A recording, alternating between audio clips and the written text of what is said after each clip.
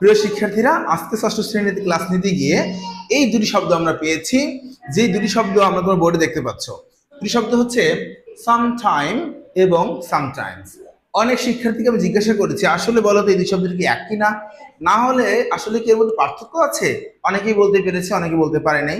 তো তোমাদের যারা আমার সাথে অনলাইনে কানেক্টেড আছো তাদের জন্য আজকের এই ভিডিওটি, চলো ব্যাখ্যা করে দিই।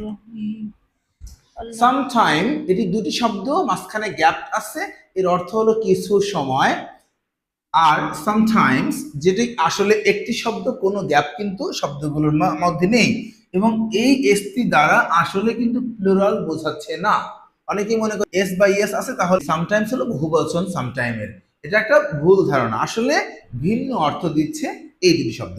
একটা হলো মাঝে মধ্যে বা মাঝে মাঝে, আর একটা হলো কিছু সময়। যে ধরো আমরা বলি মাঝে মধ্যে আমি সেখানে বেড়াতে যাই, মাঝে মধ্যে সেখানে ঘুরতে যাই, এই ধরনের বাক্য লিখতে গেলে আমরা কিন্তু সামটাইমস কথাটি ইউজ করব। দুটি উদাহরণ দেখা যাক।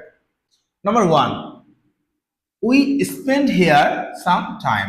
আমরা ব্যয় করলাম, হেয়ার মানে এখানে, সাম টাইম মানে কিছু সময়। সেকেন্ড ওয়ার্ডের যে এক্সাম্পলটা দেখো, sometimes we spend time here. মাঝে মধ্যে উই স্পেন্ড আমরা ব্যয় করি, টাইম সময় এখানে।